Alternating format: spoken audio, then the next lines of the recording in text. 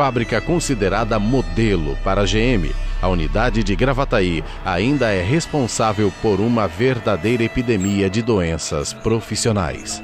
A imagem que é passada aqui da cidade de Gravataí devido à indústria local ser muito produtiva é que aqui as pessoas adquirem diversos benefícios e coisa e tal e não se adquirem doença alguma.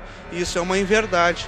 As pessoas estão adoecendo, estão perdendo seus postos de trabalho.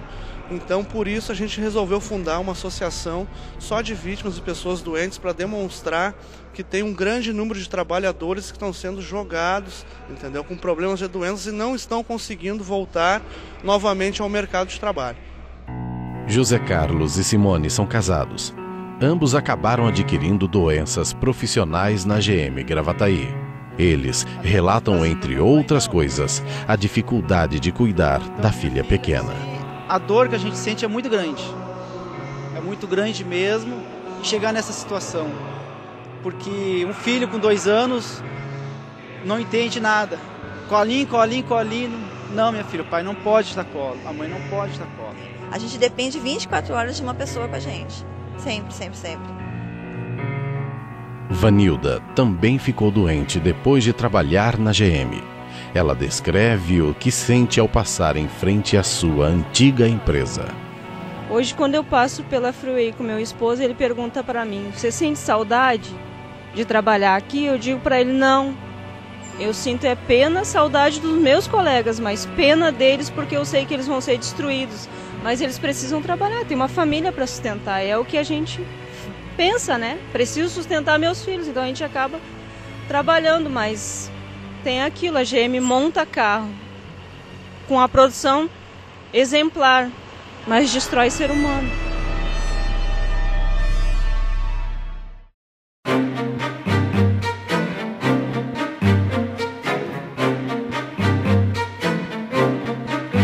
Além de ser um ataque aos metalúrgicos de São José dos Campos, a proposta de reduzir salários e direitos da GM afeta toda a região. Se num primeiro momento a montadora quer contratar trabalhadores com salários reduzidos, não é difícil imaginar quem seriam os demitidos ao sinal de qualquer crise. Obviamente, os trabalhadores que ganham mais e com maior tempo de casa. Essa rotatividade já é muito utilizada pelas indústrias. Recentemente, o jornal Folha de São Paulo fez uma matéria com a manchete: Rotatividade come ganho real de metalúrgicos. O jornal diz que a rotatividade nas empresas é um dos principais fatores apontados para explicar o achatamento salarial.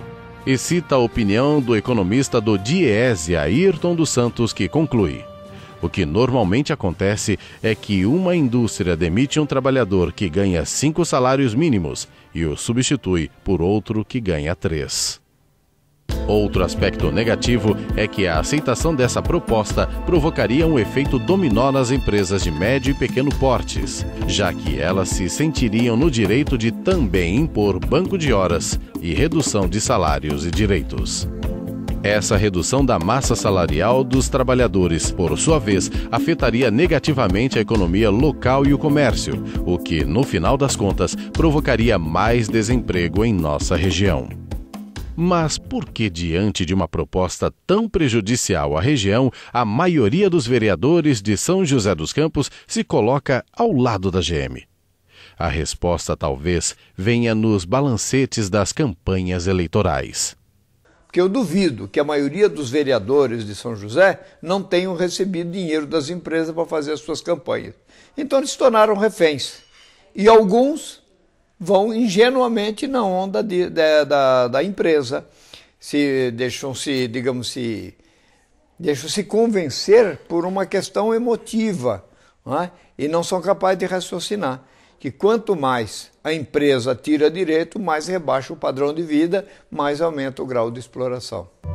Se não bastasse o apoio cego aos ataques da GM, a Prefeitura de São José dos Campos, comandada pelo PSDB, resolveu conceder isenção de impostos à maior montadora do mundo. Trata-se de milhões de reais do dinheiro público utilizados para beneficiar a multinacional norte-americana.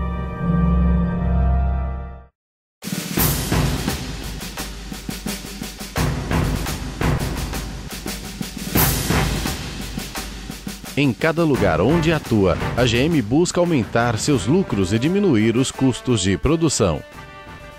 Para atingir esse objetivo, ela tenta seduzir os trabalhadores de diversas formas, mesmo com peças extravagantes de publicidade.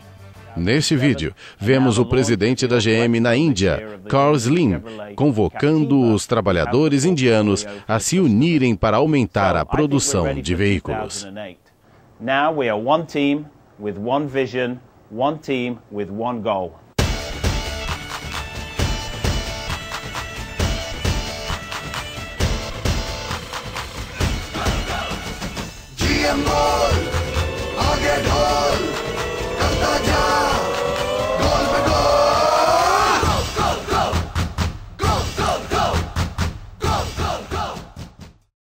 Para barganhar direitos dos trabalhadores num determinado país ou região, a GM costuma listar outras unidades nas quais os trabalhadores ganhariam menos ou teriam menos direitos trabalhistas.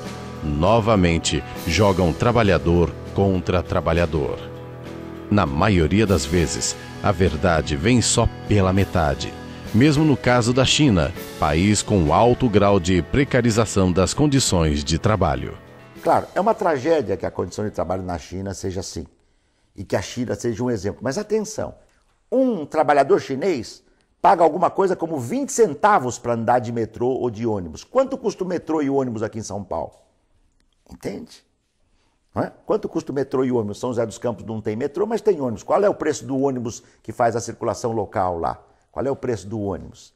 2. Um trabalhador na China gasta no máximo R$1, se você fizer a equivalência da moeda chinesa para a moeda brasileira, R$1 por um prato de comida. Quanto custa um prato de comida no Brasil, uma refeição comercial no Brasil? Ninguém paga R$1. Se os empresários quisessem pagar o salário chinês aqui, eles que fizessem o ônibus custar 20 centavos, eles que fizessem a alimentação custar R$1. Percebeu a diferença? Então eles querem pagar o salário chinês lá embaixo e dão o custo, né, as despesas do trabalhador aqui lá em cima. Até nisso eles são injustos. Recentemente, a GM anunciou o fechamento de sua fábrica no Chile, mesmo sendo uma unidade na qual houve todo tipo de redução de direitos. Representantes do nosso sindicato visitaram nos últimos meses unidades da GM nos Estados Unidos e na América Latina. Se no país berço da GM os trabalhadores sofrem com as investidas da montadora, na América Latina o grau de exploração mostra-se muito mais acentuado. O vice-presidente do sindicato, Renato Bento Luiz, viu de perto a situação da GM no Equador. Lá, a maioria dos trabalhadores não são fixos na empresa. O grande absurdo é a contratação de empregados diaristas. A General Motors contrata um trabalhador quando a sua linha de produção tem um aquecimento de produtividade. O que ela faz?